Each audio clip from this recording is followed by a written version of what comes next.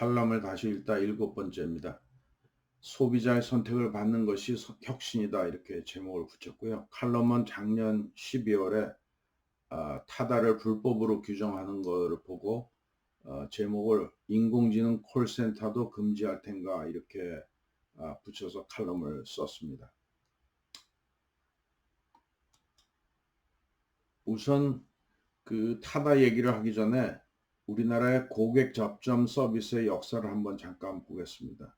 사실 3, 40년 전에는 모든 서비스가 대면 서비스였죠. 일부 국제전화 교환이나 이런 아주 특수한 영역을 빼면은 전부 대면이었습니다. 그러니까 보험 상담이 가가호를 방문하면서 이루어졌다든지 증권이나 금융 또는 고장 수리, 민원 모든 것들이 다 특정 장소에서 만나서 이루어지는 그런 서비스였죠. 근데 통신이 발달되면서 이제 비대면이 확산되기 시작했습니다. 최초로 우리나라에 이제 음성 자동 서비스라고 하는 게 생긴 게 86년도인데 주가 조회 이제 음성 자동답하는 게 생겼고요. 그 이후에는 이제 콜센터라고 하는 시스템이 도입이 되면서 대면 서비스가 비대면으로 아주 빠르게 전환이 됐습니다. 그래서 대면 서비스 인력을 줄이고 콜센터 상담원을 전국에 한 50만 명 정도 고용을 하고 있고요.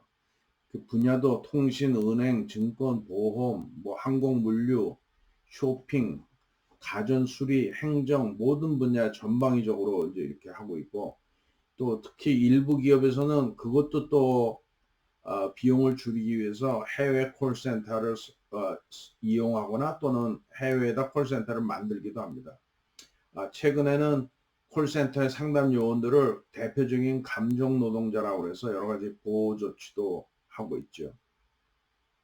그런데 이제 최근에 4차 산업혁명 이제 물결이 들어오면서 콜센터의 장비들도 인공지능하고 결합이 됩니다. 그래서 인공지능 콜센터라는 게 등장을 해서 앞으로는 콜센터 요원들을 일자리를 상당히 위협할 거다 이렇게 보이고요. 왜냐면 인공지능 콜센터는 사실 감정 탓도 없고 임금 인상도 요구하지 않고 주 52시간 제약도 받지 않고 심지어는 일도 더 잘한다 이렇게 평가되기도 합니다. 아마존 같은 기업에서는 이미 인공지능과 빅데이터하고 결합을 해서 인공지능 콜센터를 통해서 서비스를 하는데 아주 능수능란하게 고객을 응대하고 있다 이렇게 말하고 있습니다.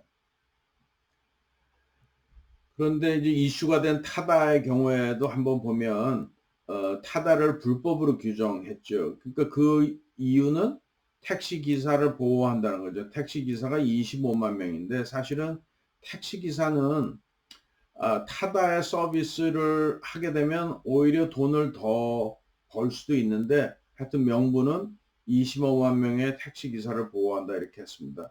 제가 보기에는 개인 택시나 또는 일부 택시 사업자들의 보호가 명분이 더 크지 않았나 이렇게 보고요. 왜냐면 이 벌써 타다 서비스를 이용한 인원이 150만 명 정도 되는데 이거를 타다 금지법이라는 걸 만들어서 이제 불법으로 규정한 거죠. 그래서 제가 질문하는 게 이제 그러면 인공지능 콜센터도 금지할 거냐 이제 이렇게 제목을 붙인 겁니다. 사실 인공지능이나 로봇가 발달하게 되면 공장, 물류센터, 유통점 할 것 없이 한 수백만의 일자리가 타격을 받게 될 것이거든요. 이제 25만 명의 택시 기사가 문제가 아니라 이제 인공지능 시대가 오면 수백만의 일자리가 타격을 받을 텐데 그러면 인공지능을 막을 거냐 이런 거죠. 아니면 이걸 인공지능을 수용하면서 능동적으로 다른 대응 방안을 찾을 거냐 이런 거죠. 이게 새로운 물결로 생기는 것들을 전부 다 불법화 시키거나 하게 되면 사회가 앞으로 진전을 못하게 되는 거죠.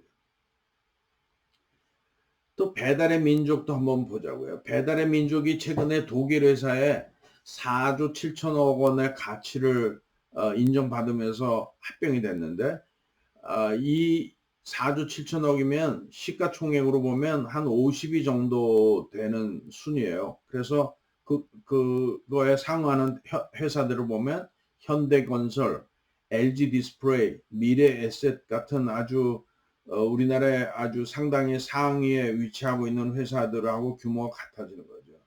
그러니까 여태까지 제조업이나 기술 중심의 사고로는 이해가 상당히 불가능한 정도의 규모죠. 그러니까 잘 이해를 못하는 사람들은 음식 배달이나 하는 회사가 이런 생각을 가질지 모릅니다.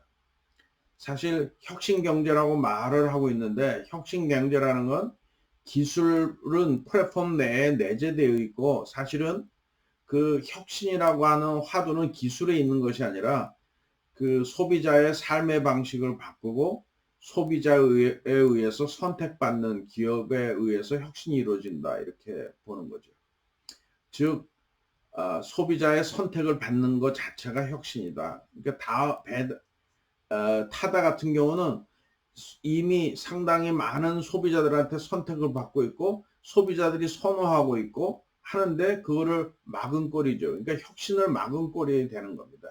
그러니까 소비자의 선택과 상반된 공급자 마인드로는 혁신 경제를 할 수 없다 이런 생각이고요. 그러니까 세상의 변화에 눈 감고 표만 쫓는 정치권이 또는 그들을 따르는 공무원들이 참 한심하다 이런 생각이 듭니다. 이게 혁신 경제를 한다고 하면서 이렇게 혁신을 통해서 소비자의 삶을 바꾸고 소비자들한테 선택받는 것들을 자꾸 불법으로 규정하거나 하게 되면 앞으로 나갈 수 없다 이런 생각을 갖습니다. 이상입니다.